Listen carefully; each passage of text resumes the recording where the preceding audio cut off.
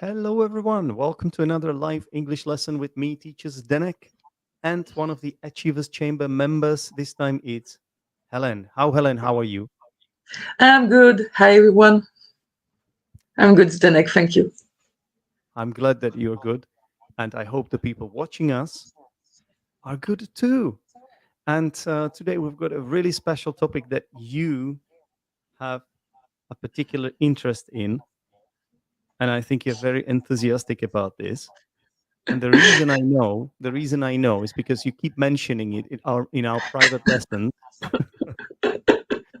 but also recently you have you have had a presentation in one of our events in the Achievers Chamber.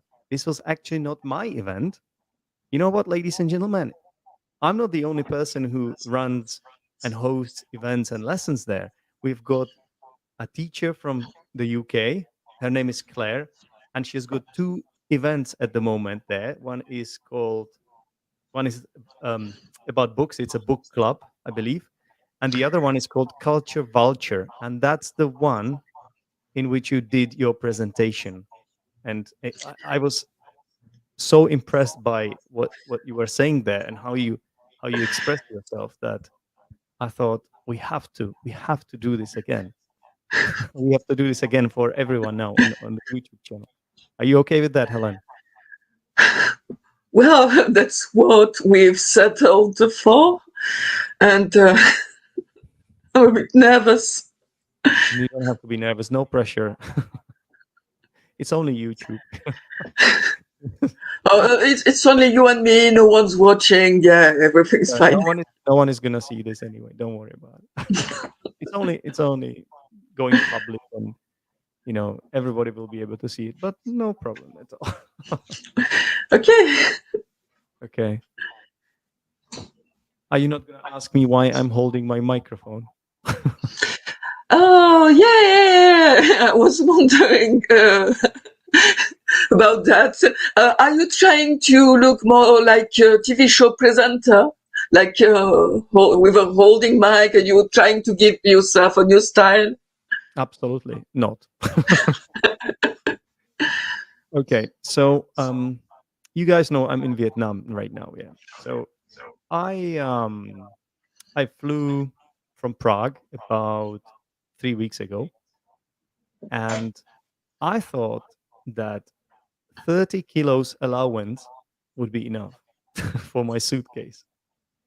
But then when I put the suitcase on the scales, it turned out that the suitcase had 32 kilos. I think maybe 33 actually. It might have been 33. And then I was like, "Oh my god, please no," because it's always very expensive if you're overweight. Not you, but your luggage. If your luggage is overweight, it's very it's actually more expensive. You have to pay like extra fee, which is usually very high. And so there was the only solution was to take out some of the stuff. And one of the things I decided to take out was the arm, the microphone arm, that it's like the thing that you attach to your desk. And that the reason I just disposed of it at the airport is because I realized that this was one of the things that weighed a lot. So I don't have a microphone stand right now. I don't have the arm. I got rid of it at the airport. So I have to get a new one.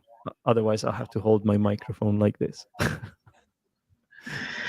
So, as I understand that it will make things more complicated for the feedback. Right. Well, I've got a little whiteboard here in front of me, Whiteboard, yeah. and that's easier for me to use because I'm holding the mic in my left hand, and I'm gonna be Mm. writing with this lovely black marker. So Using my you're right hand. Yeah, resourceful teacher. yeah. So this is the plan, and also we have to hope that nobody's going to start banging on the wall like last time. So That would be nice. yeah, I'm in a different room now. I'm on top Mm. floor, So fingers crossed. Let's hope it's gonna be okay.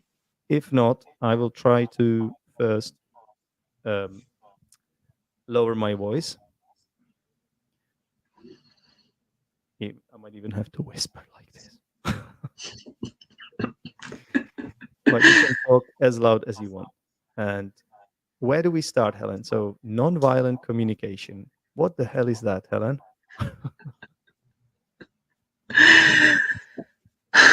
Well, maybe I should start with what it is not. Please do. I guess it's not violent communication. Am I right? But it's not so much about. It is about violence. Sometimes when I try to talk to people about NVC, sometimes they just ignore me. Some people I know. NVC, that stands for non-violent communication. Communication, for short, because it takes quite a long time to say the whole thing each time. All people often tell me, "Oh, I'm not violent. I don't need that. It's okay." I'm not violent, you bitch. You didn't use me to this kind of language, Zdenek. I'm shocked. I was not talking to you. I was talking to a random person. I would never. Anyway, the only reason I would use the word bitch in my lessons or lives is to explain the difference between beach and bitch, which I have to do quite often as a teacher. And that would be okay in this case. And the second reason why it's misleading is that violence is a judgment about something. If two persons see the same thing, it might seem violent to one and not violent to another. Okay.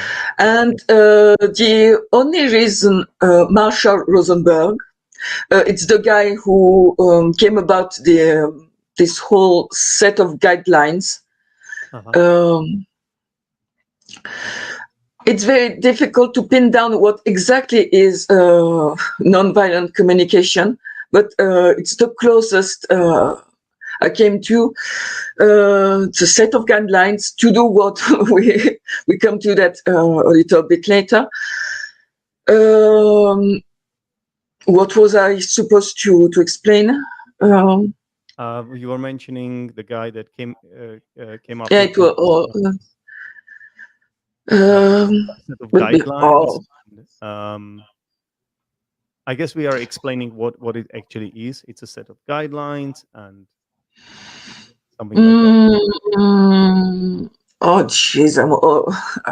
Well, I should be the one paying attention too, but unfortunately, I was writing down a sentence here. Oh, they're saying something like it's difficult to pin it down or something. Yeah. Just pick up there. Why is it difficult to pin it down? Tell us. Oh, geez, I'm already lost.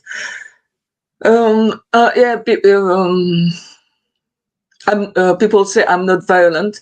Oh, yeah. The only reason this guy chose to call it non-violent communication is that it gives the opportunity to describe what is exactly violence.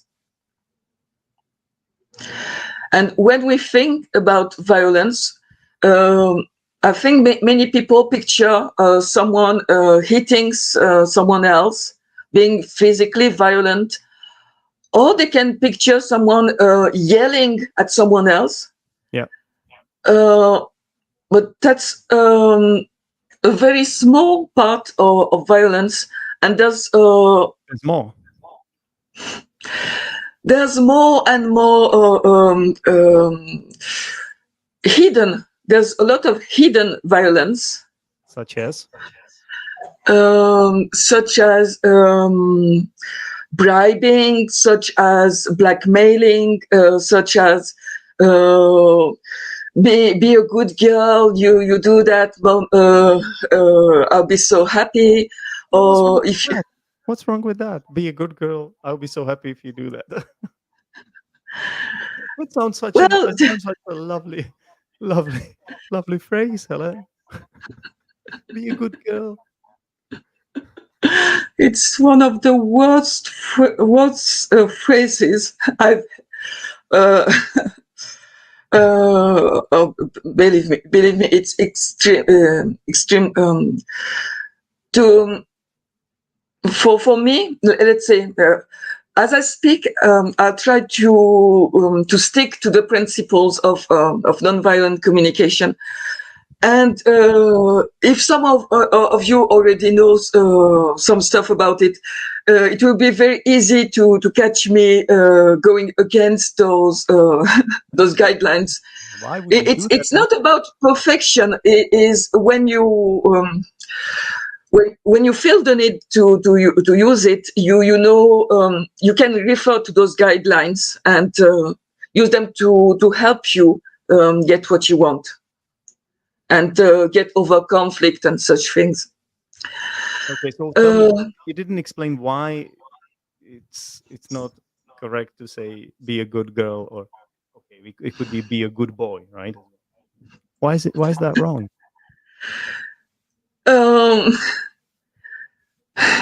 Is that usually when a parent say that is because a children misbehaved for some reason, and this parent is not it's not it's difficult to be a parent, but we always act for a reason.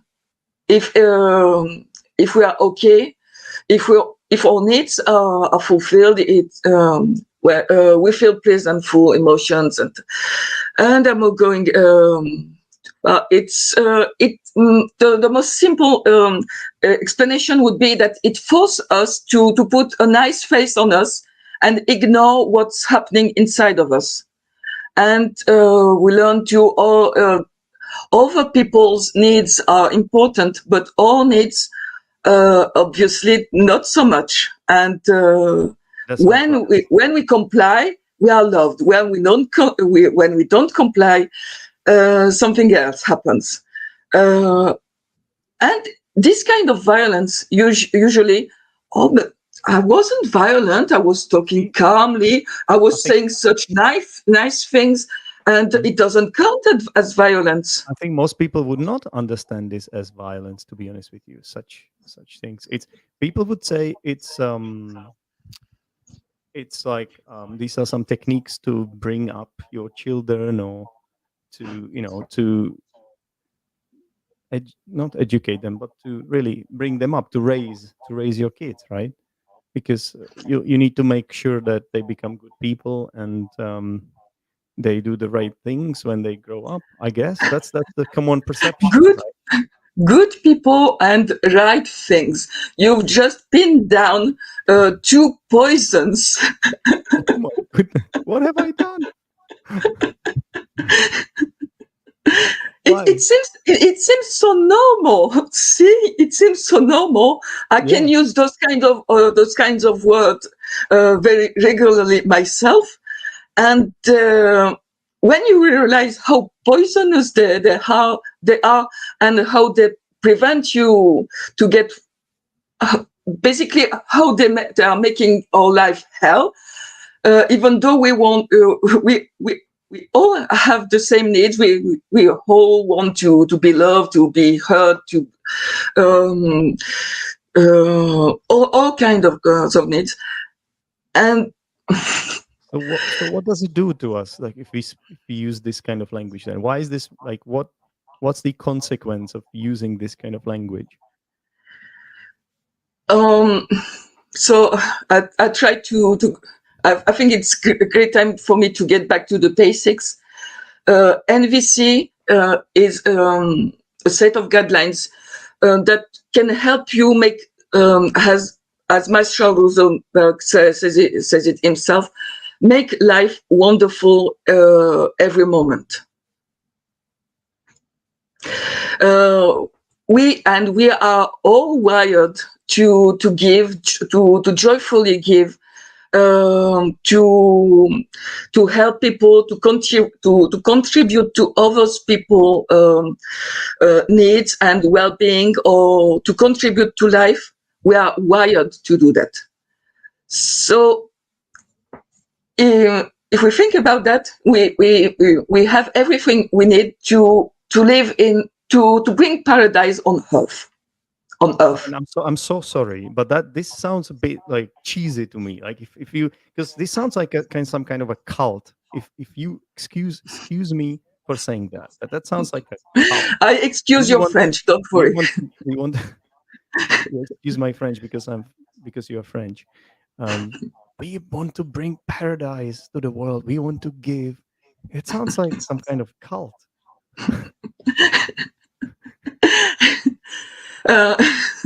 Exactly. I agree with you. Okay.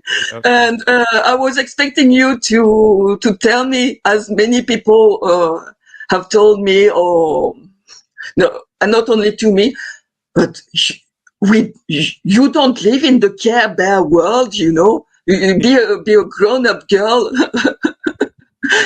Life is hard, life is difficult, and you cannot trust people. You have to fight for what you want. You have to suffer. Can you please tell me, Helen, what the adjective you used was? We don't live in a something world. It's not. It was not an adjective. It was the name of. Not an anime, of a motion picture. You know, all those little bears, colorful bears that love the whole world, and with wonderful. What was the word you used? Care, like to care for someone, and bear, care bear. Okay. So it's some kind of a I don't know this one. All right. You didn't watch it when you was a little boy? I was trying to be a good boy, and I didn't watch anything. No, I did watch Tom and Jerry and Donald Duck and stuff like that. Yeah, Chip and Dale. Yeah. Anyway, going back to what you're talking about here. So what? It's okay. It sounded to you like a cult. It can sound to other people that I need to grow up, and that we obviously don't live in the same world. But we have all experienced that feeling at some point. That when we are with a child or a nephew or someone we love, we just take care of this person, and we are just happy about that. But wait a minute, Helen. I'm really sorry. I'm going to be the one who challenges you on this. Yeah, the one who, of course, skeptic, who questions you. Are you telling me that every single person feels like this? Because I could swear that I have met people who are very altruistic and who do take pleasure in doing such things. But I've also met people who just simply don't like doing that, or don't need to do that, or avoid that completely. So I don't know. There's a lot to say. What I'm saying is that we are wired to do that. All of us. Is that really? And that we have all, at least once in our time. I'm not talking about charity. I'm talking about being sincerely, really deeply, profoundly happy to contribute to some of people's well-being. Okay. I'm not talking about charity. Right, I get it. And it can be with for example, you know, I wrap boxes, gift, other people's gift at Christmas. But Helen, but that's you. That's you. That it makes you happy. But what if somebody doesn't need to do that? Like somebody doesn't need to do that to be happy, or somebody needs to do some. What, okay, let's think about. It's gonna sound really weird, but let's say someone is a psychopath, okay? And they Oh, don't and they good. don't. We talk about. Okay, I'll let you finish. Yeah. You see, because you're telling me that everyone is wired to be like that. But what if someone is a? How many percent of population are psychopaths? Loads, yeah, like 3% or 4% or something. Emma from Pronunciation with Emma told me this. So, are you telling me that a psychopathic person or a sociopath or these kind of people are going to feel exactly the same when they are giving things to other people? Um, I'm not a specialist about mental illness. I'm not going into that field. And I would like to talk about the 95% of population, people like you and me, and those who are watching How, this video, and their how, families and, how do you know and I'm not people. I'm not one of those people? How do you know that? Are you sure about that? But at least once, at the very least, once in your time, in your life, you did someone. I'm not talking about charity that required great efforts, and you were just happy to do that. No, I guess. Yeah. I guess and you're right. But I could also say, but I was happy to do other things too. So anyway, keep going. I'm sorry if I'm being annoying.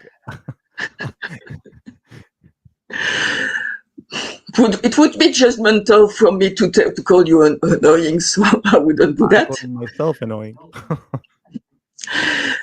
And from let's take a more down to earth example that would sound less culty, is that in prehistorical times, Mhm.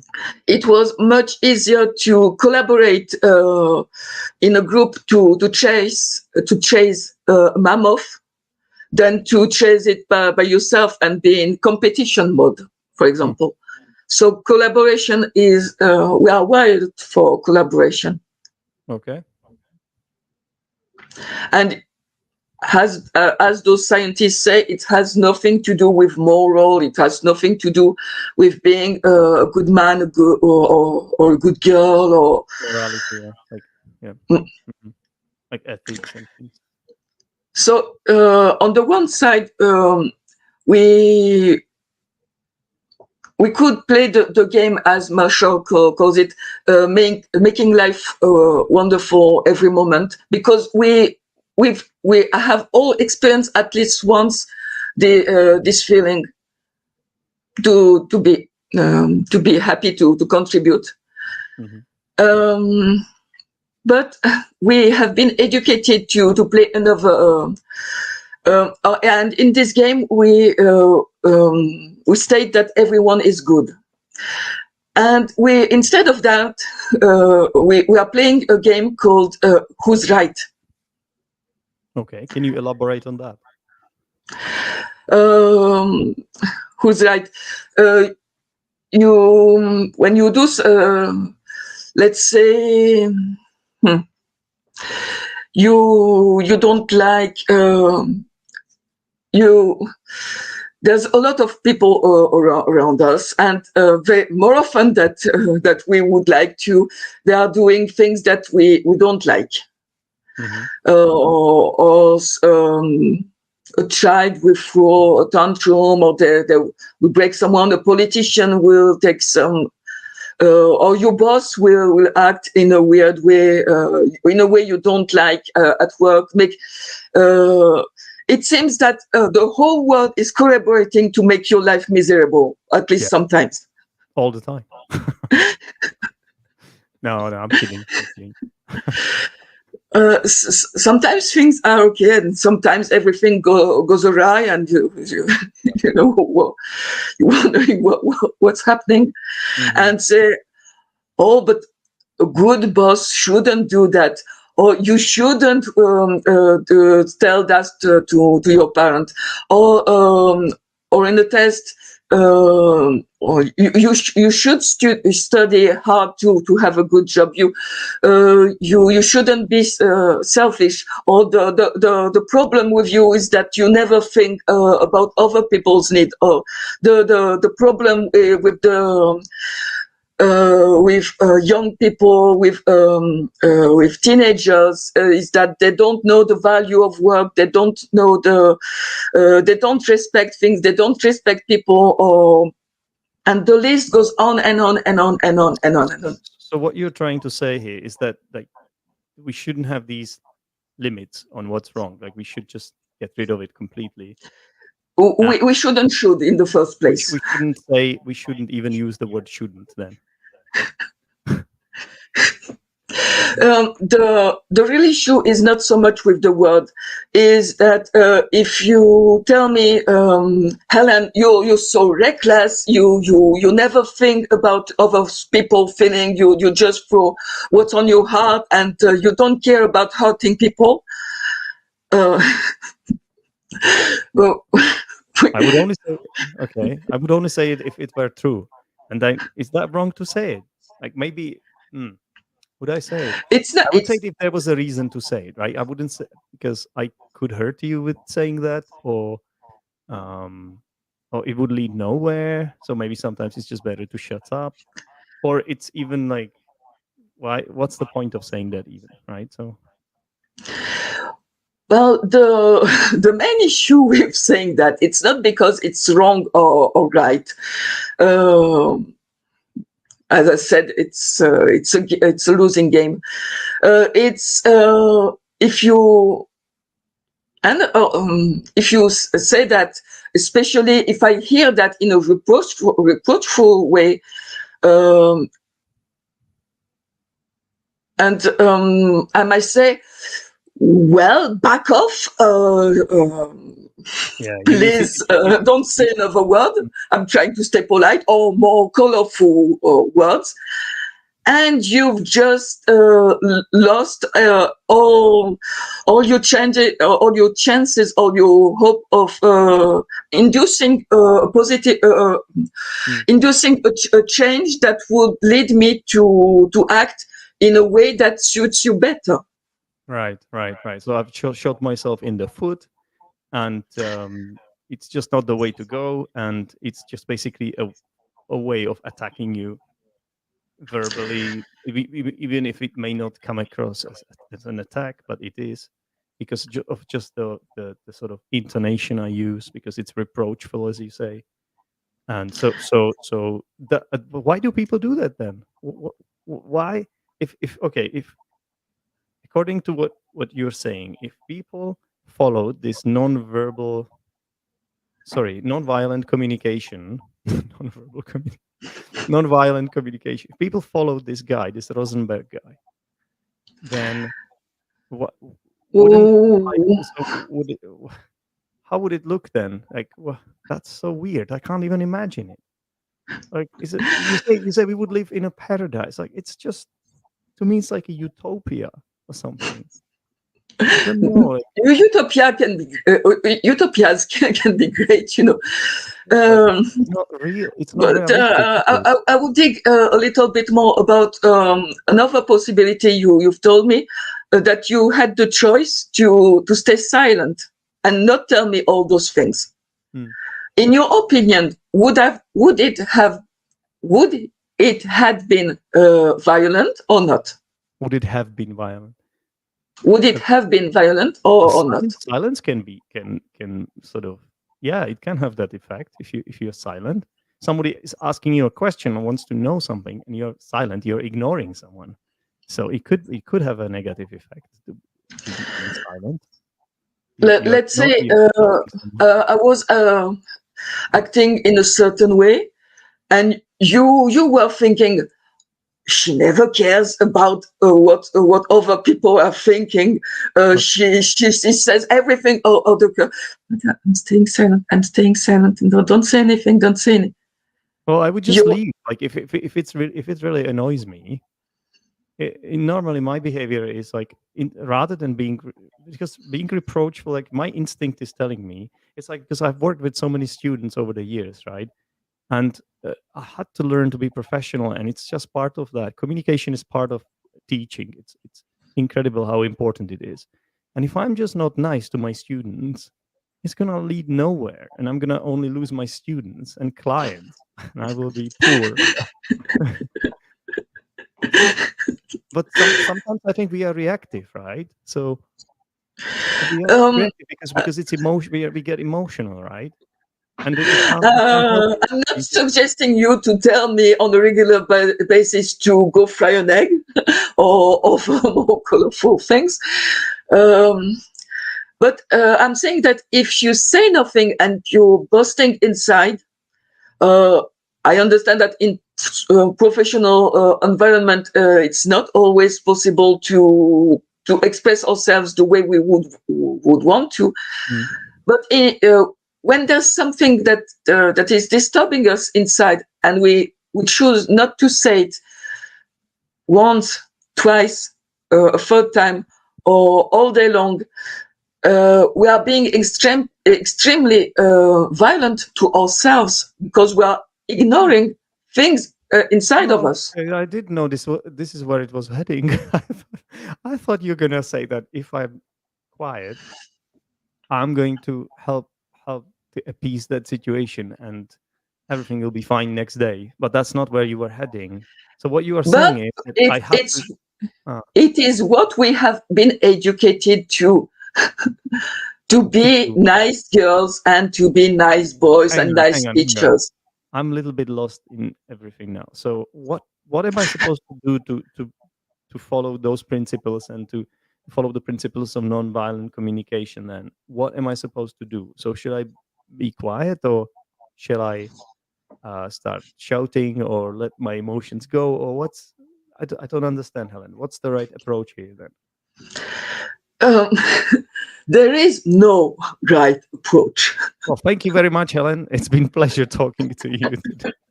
I'm glad that's you know, out of the way now. And I've said that on purpose because one of the things that we have been educated to is that there is a right way to do things, and when we do it the right way, we get rewarded. And when we are doing it the wrong way, we deserve to be punished. We deserve to suffer. Wait. For example, there's the right way to do YouTube, and then there is the way I do it. Okay, so I'm not sure it applies. But I'm being punished because nobody watches these videos and people don't like them, and I don't have like millions of subscribers and things like that. So I'm talking about. So it is not getting it is not providing you the results you're hoping for. NVC is more when it's more. What do we do when we interact with people, not with some kind of YouTube entity? Okay, when we interact with people. I see. So NVC doesn't sort of tap into YouTube, doesn't cover YouTube. There's no mention of YouTube there.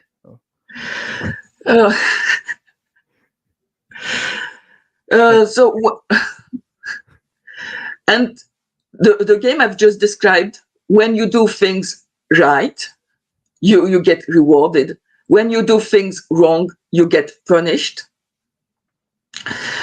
Sometimes when you do things wrong, you get punished too. Like when you, excuse me. I don't know if you heard it, but I sneezed really badly. And is it bad? Excuse me? Is it bad to sneeze? It is terrible. Yeah. It's terrible to sneeze when you're alive, especially that. Anyway, sorry. Finish your point. So when you do things the right way, you get rewarded. You do things the wrong way, you get punished. And Marshall says, can you imagine a more demonic way to live? No. No, I'm joking. But isn't this like, I understand where you're coming from, but isn't this like part of our life, right? So hang on. So if somebody like murders someone or steals from someone or robs a bank, shouldn't they be punished for their actions? I'm still trying to understand where you're coming from with all this, Helen. Okay, so let's take that example. So someone stole something. You punish that person, and that person is supposed to say, not me, but like judge. You a person. Yeah, okay. Oh, I might punch him like when I catch him. Like if I do catch him. But yeah. Anyway. And okay, you punish that person, and because you are so some authority said that this was bad. Well, it was really bad. Someone steals my phone or something. I will not be happy about that, Helen. Obviously, you won't be happy about that, but you punish that person, and that person is supposed to say, "Oh yeah, no, I realize I've acted the wrong way. Thank you so much. I will repent. I will change the errors of my way." No, they're not gonna do that. You're dreaming. This is not happening. That's the first thing. Mm-hmm. And if in the future this person will not steal your good, it will not be because this person is caring about your well-being or is respecting you or whatever. It will be only because this person will fear punishment. So, okay, but what's the alternative? If somebody steals something, you just let them do that then. What's the alternative? I still don't understand like how this works in practical terms, you know. So if I tell you, at some you get angry at some people, and I tell you, the problem with you is that you too hot-blooded, and you cannot keep your calm, you cannot keep your cool, and you really should be more cooler. You cannot afford that, and I try to shame you to see other teachers that are not doing that, and I can go. For example, that's how education works. We are explaining what's wrong with people. For example, you could go mad that I'm not asking you nice questions in this interview, and instead I'm playing the devil's advocate. you could have a go at me, but instead I think you chose to abide by those principles, and you're being nice. Am I right? More or less. More or less. Okay. Helen, I don't think we have time for more, but it's been brilliant. Is there anything else you wanted to add? Did I let you speak? More. Did I let you speak? A lot more. But as always, I messed it up. We all have. You didn't mess anything up, Helen. I was just getting involved too much, and we were going off on tangents as always. But that's my fault. My discourse was not very structured, but hopefully I pinned down some issues with the way we communicate, and we all have the same needs. We know when our needs are fulfilled because we feel pleasant emotions. When our needs or need for reciprocity, or need to be heard, or the listening. We feel unpleasant emotions, and based on that, we can do request to the other person. Would you please do that, or to do some other thing? And I would add there is. How do you know, Zdenek, that when someone tells you to do something, how do you make the difference between a request and a demand? Yeah, it's about the way they say it. It's how appropriate it that is in that context. It is about the way they say it, right? It is about whether they ask me in a polite way. Um, yeah, it's also Yeah, also depends on my own mood. it depends on a lot of things. It doesn't depend on how nice you ask someone to do something. Some say, "Oh, please, That's not nice. That's not nice. That's sorry. That's not genuine. Please, please, could you?" you're, But you're begging. sometimes I've changed the time of my lesson 5 times already, but please can you move that lesson one more time again, please? People don't do that to me. I don't let them. Well, but it sounds nice, but you feel like a pit in your stomach when someone tells me things this way. I feel like a pit in my stomach. I don't feel well. But the thing is, you only know if it was a request or a demand by the way people treat you if you don't do what they requested. Oh, that's an interesting point. Mm-hmm. Yeah, it makes There's sense. there's always a room for saying no if it's a request. If no is not an option, then you know it was a demand.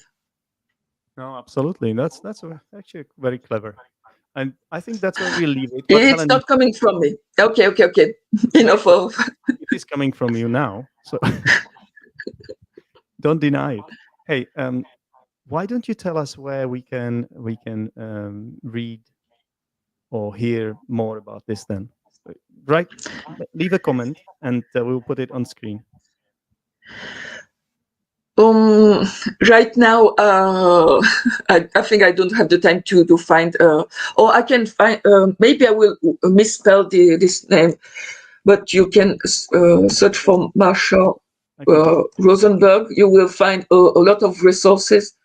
Yeah. And I'm very sorry if I misspelled his name. Of Zdenek. I've got it. Okay. Have I got the right spelling? There's a book called Nonviolent Communication, and it's written by There's many books. Yeah, but this is one of them. Yeah. So, oh my god, we need to block someone here. Okay, somebody wanted to share their private photos with us, Helen. Anyway, yeah, here we go.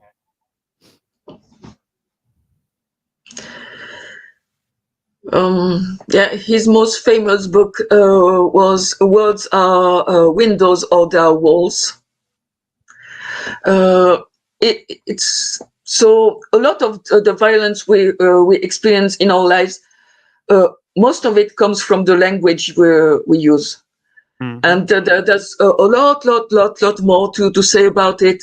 I really hope I didn't lost you people, viewers too much because it was going left, right, and center. No, it was fun. It was fine, Helen. I think it was cool. Thank you very much for telling us this. And I think it's time for some feedback. Okay, so I'm ready for the grill. Now I have to be careful about the way I say it, though. Yeah, it's.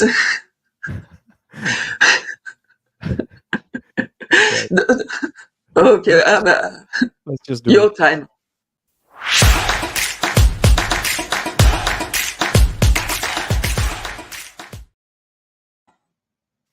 So if anybody my lovely handwriting looks like,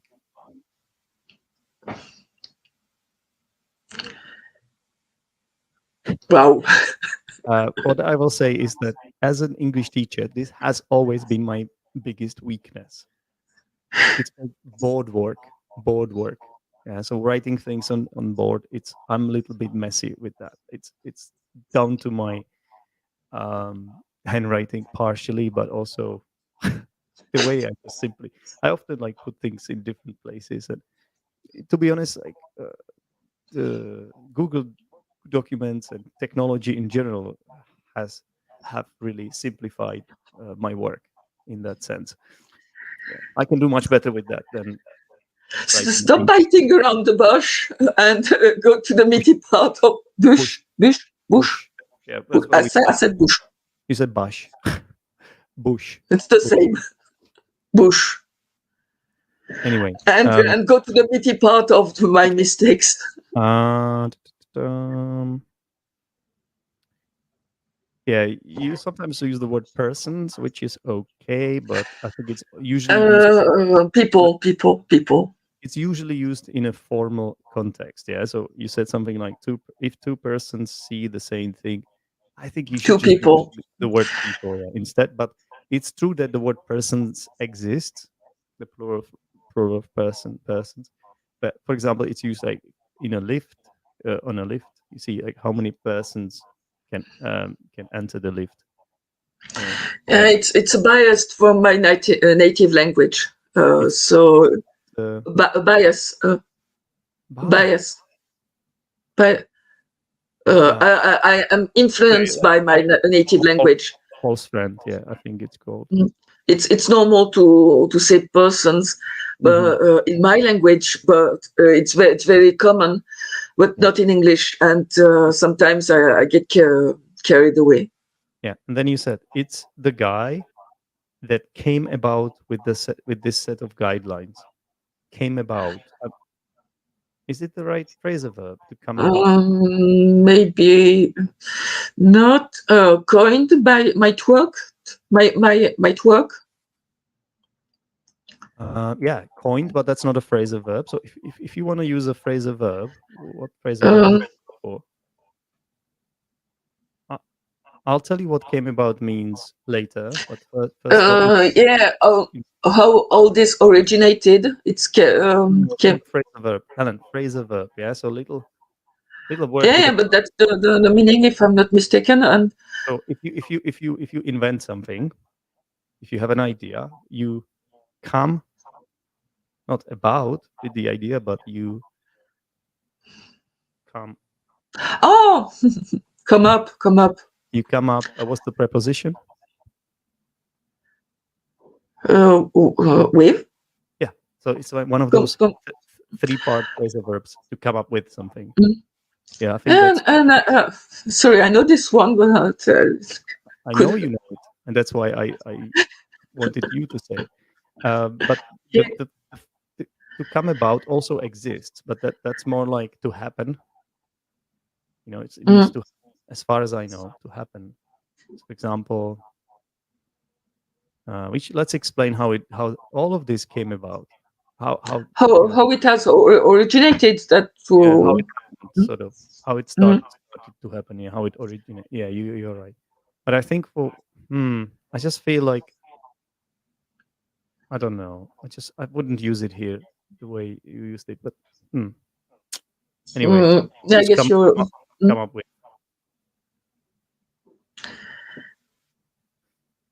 I don't know why? Okay, so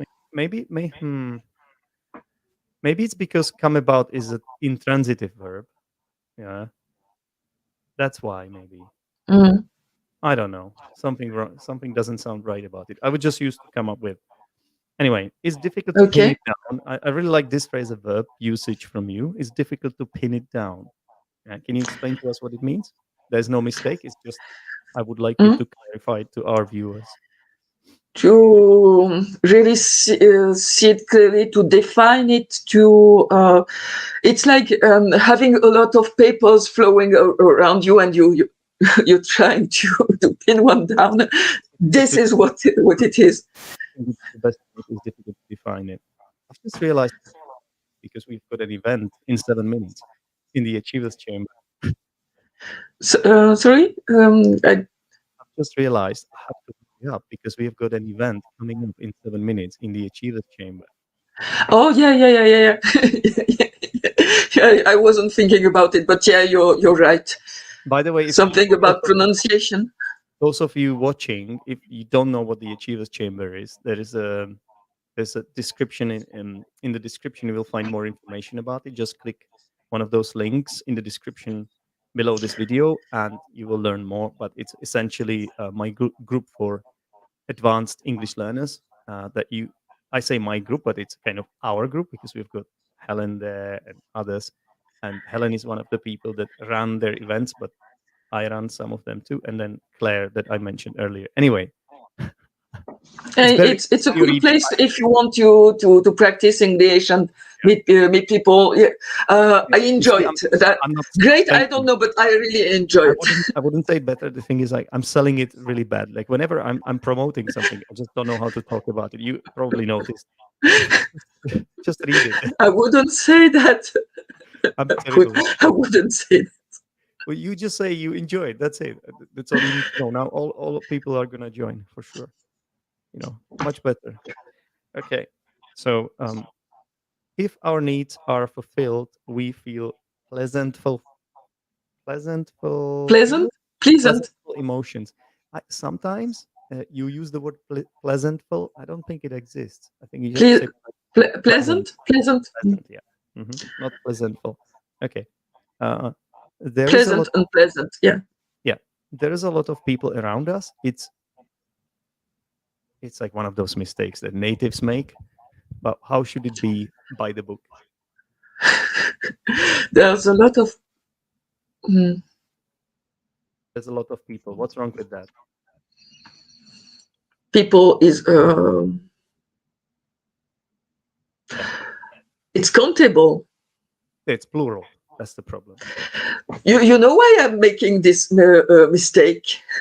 It's not even a mistake in a way, right? Everybody says it like that, and is it a mistake? Yeah, but because a crowd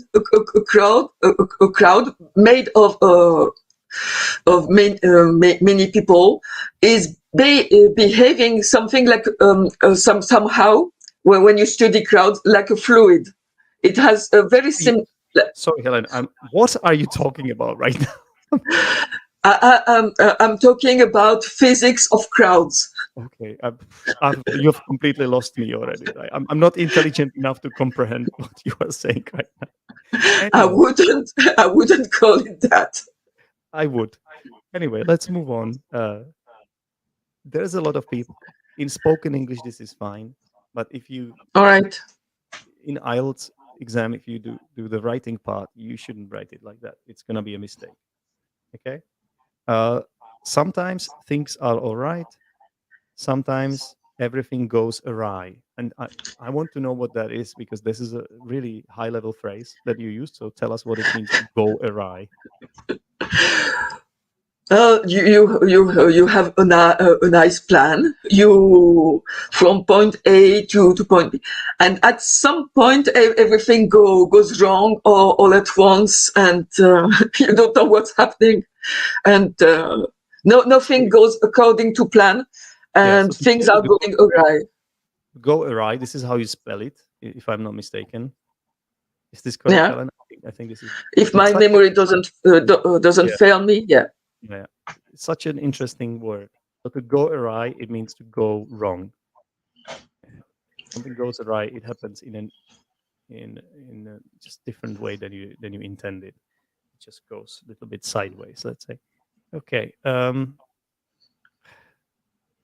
know what? Let's skip the pronunciation part today. I'm just gonna deal with the grammar. We don't have time for pronunciation today. I'm not suggesting you to tell me go fry an egg. Yeah.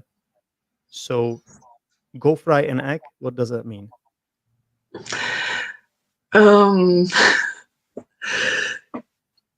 Just say it. Just say it. It's an uncensored video, Helene. Yeah, just say what you're thinking. Don't even think about holding back here. Okay. Don't hold grudges against me. Go fry an egg. Eh, Go to hell.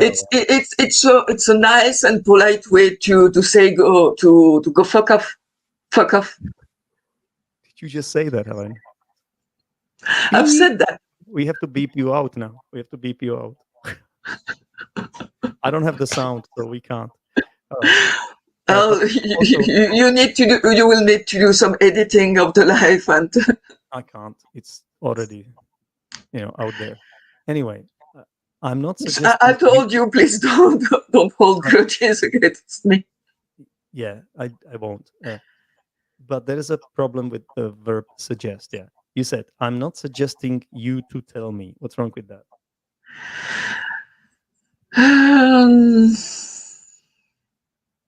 To. You cannot use to after suggest. Yeah, so The you was okay, and then the sentence seemed to me to go well. I'm not suggesting you. What was the? Helen, I have to say. I'm not suggesting you going frying an egg. Hang on, Helen. I'm so sorry, but I have to say it because I have to go. Yeah, I have to Yeah. do the lesson. Sorry. I'm not suggesting you tell me go fry an egg. I'm not suggesting that you tell me go fry an egg, or I'm not suggesting telling me. Not suggesting telling me something like that. You go fry an egg. Suggest can be followed by ing as well. Not suggesting you telling me, I guess would work. Yeah, that would work. Anyway, Helen. And then you said, I really hope I didn't lost your, and I can't read this word after myself. Yeah. What's this word, Helen? I don't know, but I think I remember. I don't know what this word is. Nice doodling, Zdenek. You cannot say I didn't lost, yeah, in English. You have to say I didn't. I didn't lose. Yes. No, I did. That's it. Perfect. Nice one. Thank you very much. Thank you very much for doing the live with me. I hope you guys enjoyed it as well. I've been broadcasting it from far, far away from Vietnam, unless you are watching from Vietnam, in which case it's not far away for you. Anyway, I have got to go. If you like the video, please give us a like. And thanks for all your lovely comments, by the way. I just have to put them up on screen because I forgot to do that. It's the last thing I'll do here. Okay. Well, it was live, but it will stay on the internet, Lucas, so you can still watch it. Okay. All right. Thanks, everyone. And until next time. Bye, Helen. Bye, everyone. Bye. Bye.